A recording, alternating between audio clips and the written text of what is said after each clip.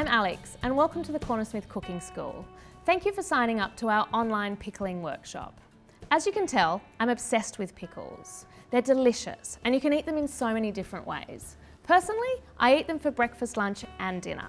I'm going to teach you the foundations of pickling with 3 great recipes. A classic bread and butter cucumber pickle that everyone should know how to make. A pickled beetroot that's so much better than the variety you get in the can at the supermarket. And a sweet pickled pear that's lovely through salads or on cheese plates. I'm going to teach you everything I know about pickling, from the best produce, vinegar and jars to use. I'm also going to give you all my little hints that you don't get when you're reading a recipe. I hope at the end of this course, you're as obsessed with putting vegetables in jars as I am. Pickling is more than just making delicious condiments. It's taught me what seasonal eating actually means. You only pickle things that are at the height of the season. That's when they're the most abundant, the tastiest, the freshest, and the cheapest. That's what you want to capture in the jar.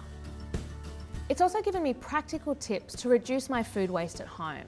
I would never throw away half a carrot, a couple of green beans, or a lonely radish. I'd pickle them. So what is pickling? Pickling is a way of preserving fruits and vegetables. Submerging them under a vinegar brine pickles them and makes them last longer. Then when you heat process those filled jars, you can store them in your pantry for up to 2 years. And that's what I'm going to show you how to do. Once you've got the process down, you can make batches to suit your household, whether it's 1 jar or 200 jars. So to get started, you've got to think about what you want to pickle. Really, you can pickle anything, but small, crunchy vegetables work the best. I'd avoid starchy vegetables like potato or very soft fruits because they get a bit mushy in the jar. And then you've got to think about the vinegar you're going to use. The vinegar is what's preserving your pickles and making them last longer. So it needs to be 5% acidity or more, and it usually says this on the bottle. Most store-bought vinegars will have this acidity. I like to have 5 vinegars in my pantry: a white wine vinegar, apple cider vinegar, red wine vinegar, malt vinegar, and a rice wine vinegar.